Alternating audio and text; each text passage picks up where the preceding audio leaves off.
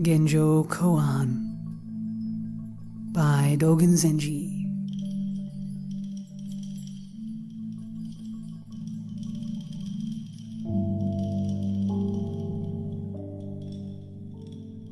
As all things are Buddha Dharma, there are delusion, realization, practice, birth and death,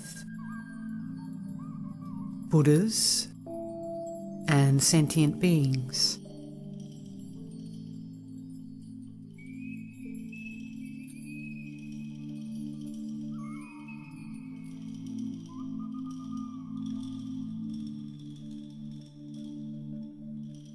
As myriad things are without an abiding self,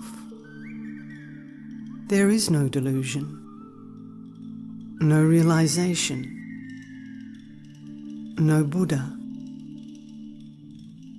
no sentient being, no birth and death.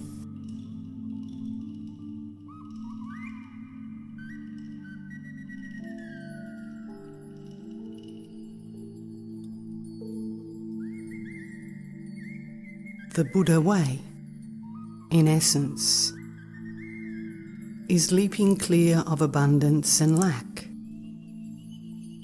Thus, there are birth and death, delusion and realization, sentient beings and Buddhas.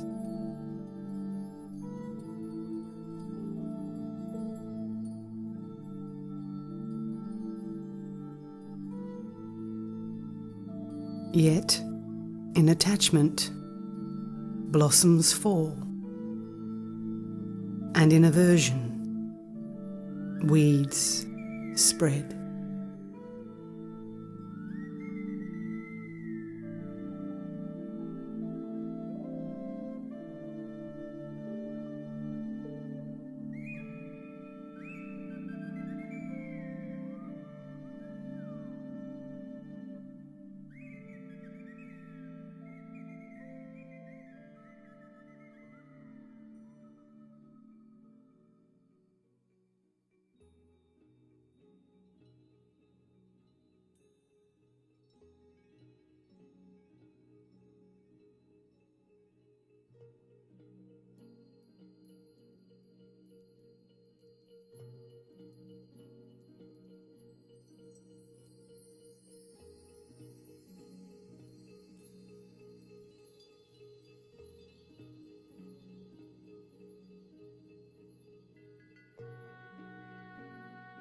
To carry the self forward and illuminate myriad things is delusion. That myriad things come forth and illuminate the self is awakening. Those who have great realization of delusion are Buddhas. Those who are greatly deluded about realization are sentient beings. Further, there are those who continue realizing beyond realization, who are in delusion throughout delusion. When Buddhas are truly Buddhas, they do not necessarily notice that they are Buddhas. However, they are actualized Buddhas who go on actualizing Buddha.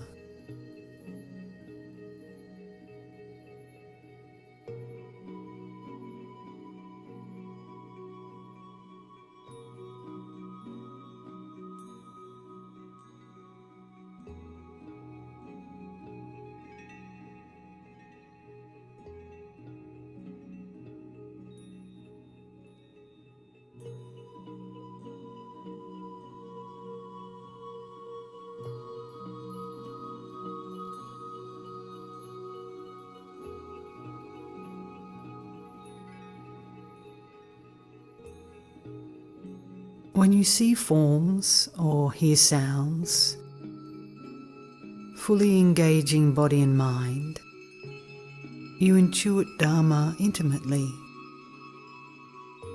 Unlike things and their reflections in the mirror, and unlike the moon and its reflection in the water, when one side is illumined, the other side is dark.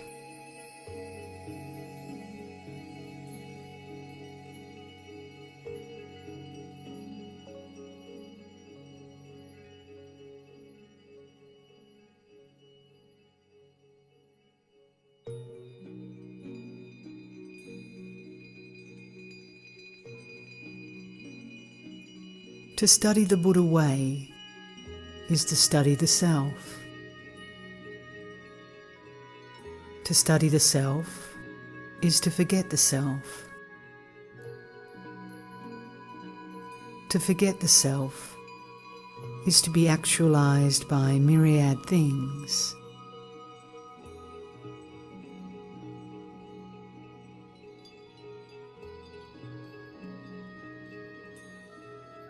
When actualized by myriad things, your body and mind, as well as the bodies and minds of others, drop away. No trace of realization remains,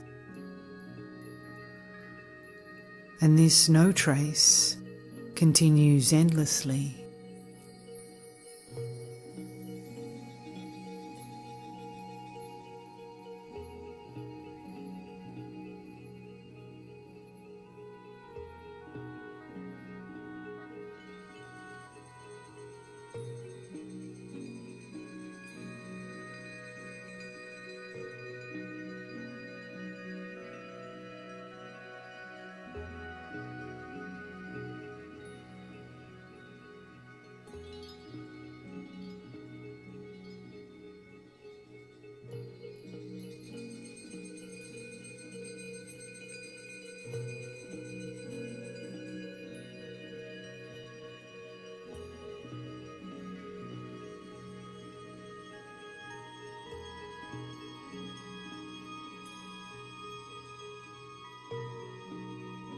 When you first seek Dharma, you imagine you are far away from its environs.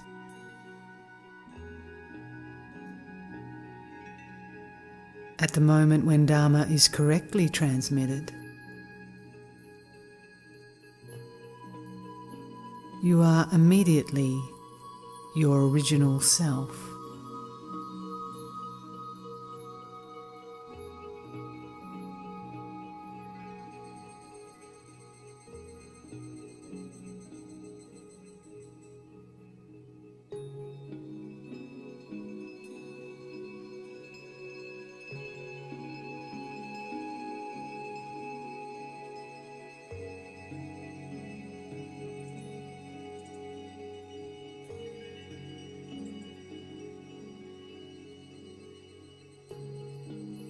When you ride in a boat and watch the shore,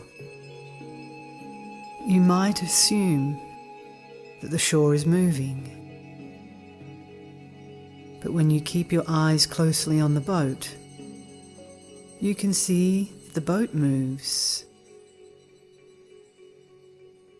Similarly, if you examine myriad things with a confused body and mind, you might suppose that your mind and nature are permanent. When you practice intimately and return to where you are, it will be clear that nothing at all has unchanging self.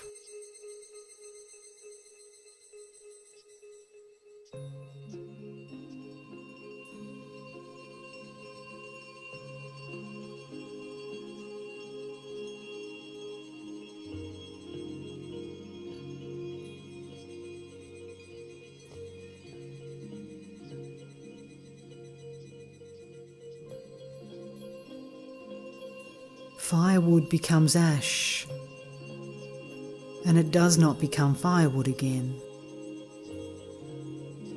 Yet do not suppose that the ash is after and the firewood before. You should understand that firewood abides in the phenomenal expression of firewood, which fully includes before and after,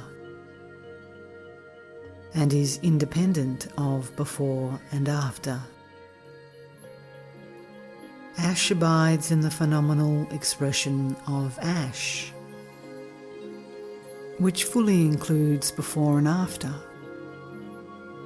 Just as firewood does not become firewood again after it is ash, you do not return to birth after death. This being so, it is an established way in Buddha Dharma to deny that birth turns into death. Accordingly, birth is understood as no birth. It is an unshakable teaching in the Buddha's discourse that death does not turn into birth. Accordingly, death is understood as no death. Birth is an expression complete this moment. Death is an expression complete this moment. They are like winter and spring. You do not call winter the beginning of spring, nor summer the end of spring.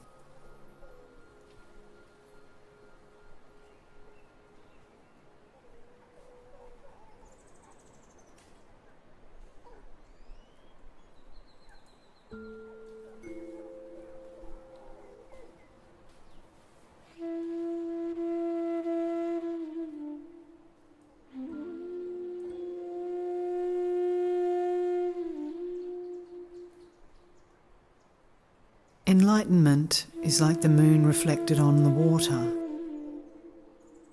The moon does not get wet, nor is the water broken. Although its light is wide and great, the moon is reflected even in a puddle an inch wide. The whole moon and the entire sky are reflected in dewdrops on the grass, or even in one drop of water.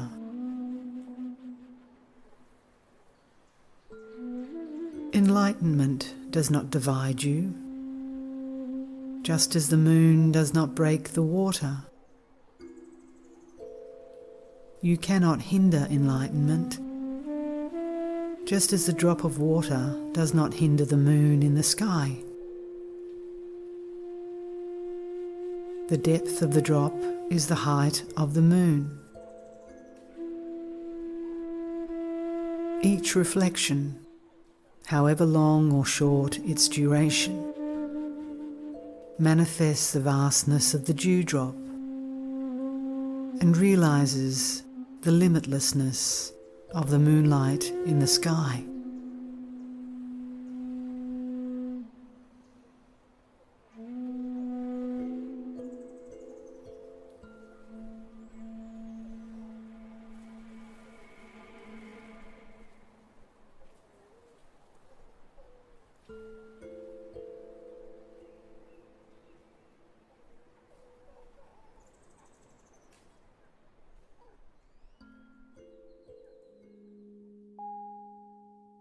When Dharma does not fill your whole body and mind, you think it is already sufficient.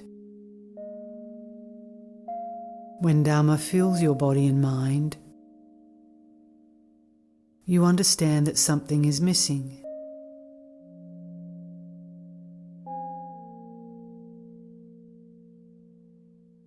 For example, when you sail out in a boat to the middle of an ocean where no land is in sight and view the four directions, the ocean looks circular and does not look any other way.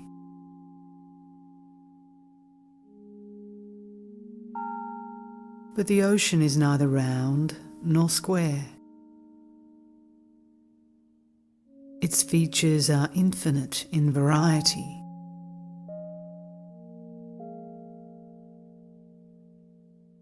It is like a palace. It is like a jewel. It only looks circular as far as you can see at that time.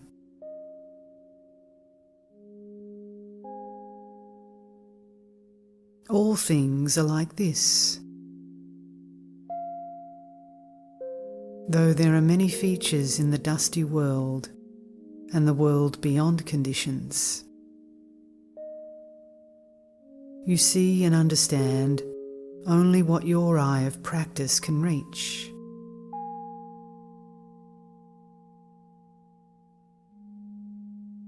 In order to learn the nature of the myriad things, you must know that although they may look round or square, the other features of oceans and mountains are infinite in variety. Whole worlds are there.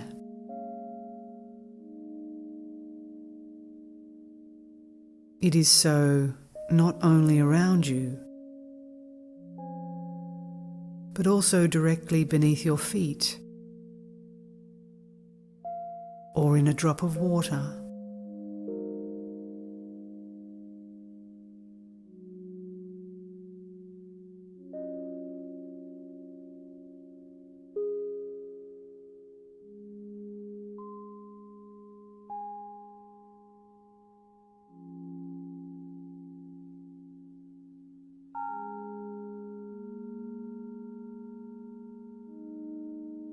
A fish swims in the ocean, and no matter how far it swims, there is no end to the water. A bird flies in the sky, and no matter how far it flies, there is no end to the air. However, the fish and the bird have never left their elements. When their activity is large, their field is large. When their need is small, their field is small. Thus, each of them totally covers its full range, and each of them totally experiences its realm. If the bird leaves the air, it will die at once. If the fish leaves the water, it will die at once.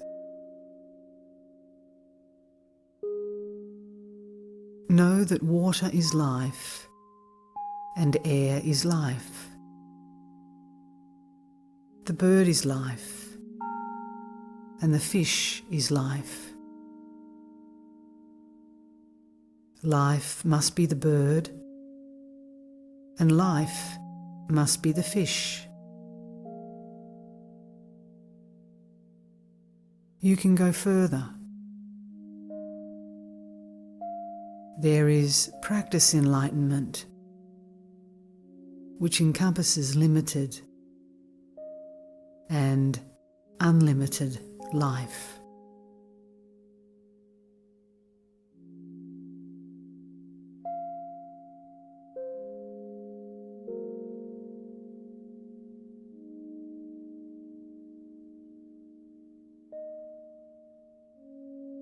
Now, if a bird or a fish tries to reach the end of its element before moving in it,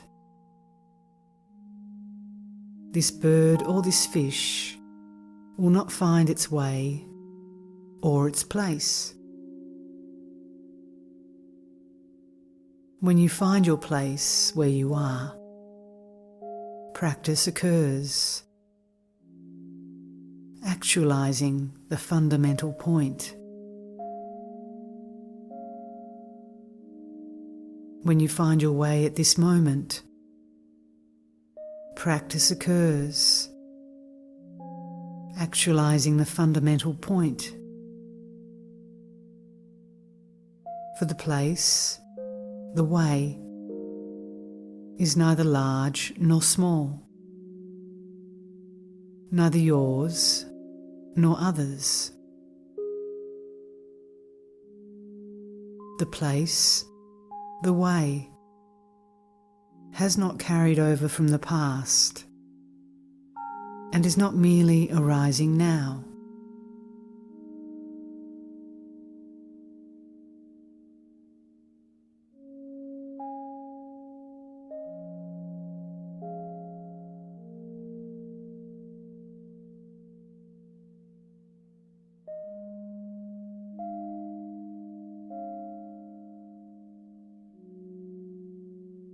Accordingly, in the practice enlightenment of the Buddha way, to attain one thing is to penetrate one thing. To meet one practice is to sustain one practice. Here is the place. Here the way unfolds. The boundary of realization is not distinct,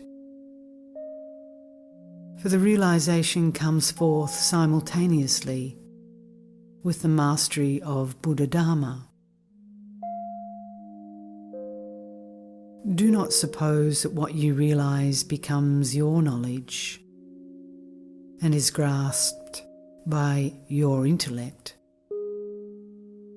Although actualized immediately, the inconceivable may not be apparent. Its appearance is beyond your knowledge.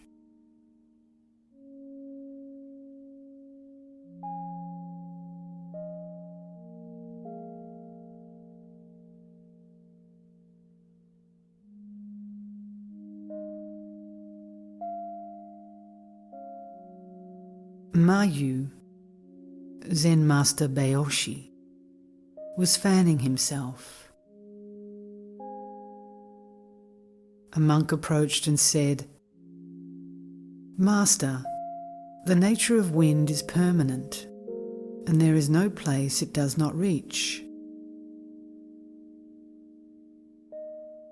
Why then do you fan yourself?"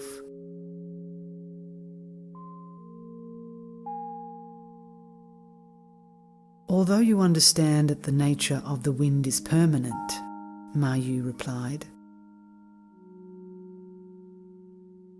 "you do not understand the meaning of its reaching everywhere."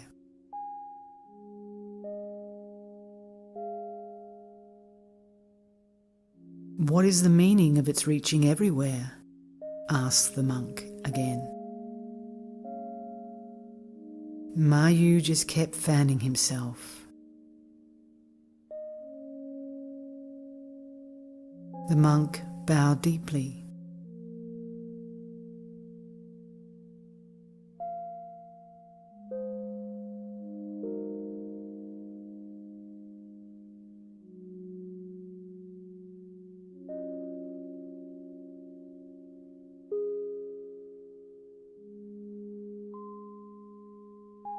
The actualization of the Buddha Dharma, the vital path of its correct transmission, is like this.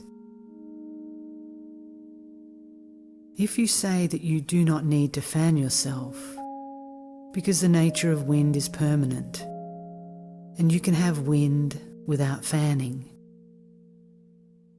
you will understand neither permanence nor the nature of wind.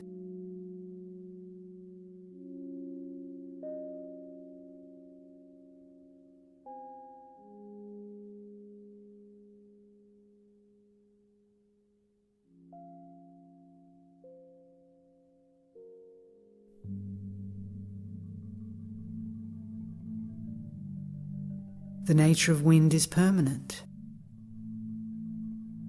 Because of that, the wind of the Buddha's house brings forth the gold of the earth and makes fragrant the cream of the long river.